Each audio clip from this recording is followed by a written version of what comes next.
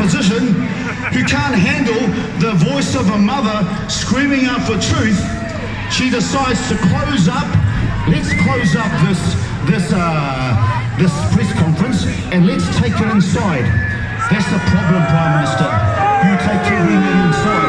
We're outside here, and you may be trying to turn a blind eye to us, but you will not turn away from us.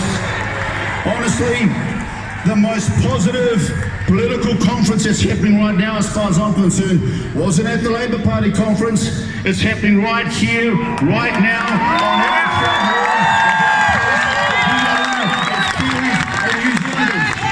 know what? The date is 9/11. That's a world famous date, 9/11. You know what happened on 9/11 in America, but this is our 9/11 in New Zealand. And it is no coincidence that this date has fallen on today, and the people of New Zealand have come to signal the collapse of a government who has led the way in total carnage and destruction of our Kiwi way of life. We didn't come here for nothing. I didn't come here for a picnic, all right? You go and have a picnic after this. I came here because you guys have got a habit of not listening to the voice of the people. I think Michael Jackson would have been pretty impressed with the moonwalk of our Prime Minister. She's starting to backtrack on some of the statements that she has made over the last week, because she can hear the protest of the people, the voice of the people who are saying, nah, we are going to stand up to the bully. Don't think that you can have your way and we sit there and do nothing. That's why you guys have come all the way from around the country to be here. She's backtracked on her comments around the Auckland borders. She's backtracked on some of her comments around the Christmas holidays. She's like, don't you touch my Christmas holidays. She's backtracked on some of the talk around vaccine mandates and vaccine apartheid and so much more. But you know what I want to say, Jacinda? We are not here to scare you. Although I'm sure you must be just a little bit scared, because this is just a representation of the rising number of Kiwis around the country. We are here today to say to you that we are taking the people's movement to another level.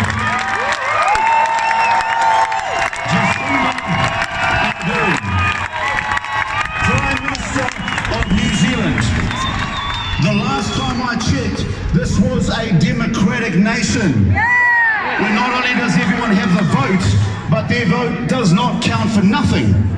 Their vote tells you what you're supposed to do. You have forgotten that. You have trampled on the rights of all New Zealanders. You have violated the Bill of Rights. You thought, this is what you thought. You thought you could turn this into a communist nation, didn't you?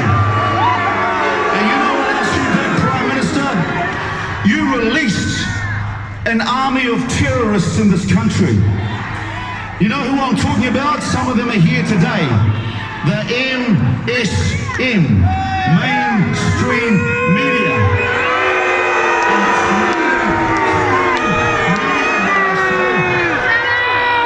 You've got them in your pocket, all right? Because they have just released an onslaught of air attacks, of fear upon the population of this country to justify the unlawful COVID carnage on our economy, on our business, on our jobs and our families.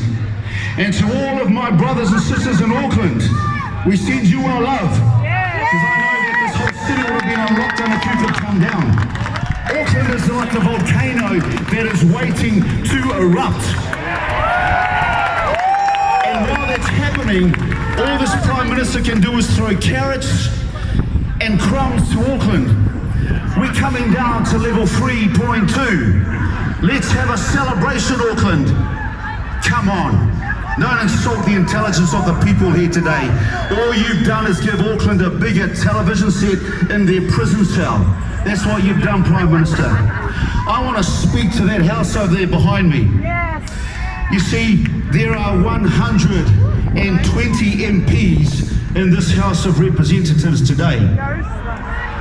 Not one of these MPs has had the guts to stand up and represent we the people.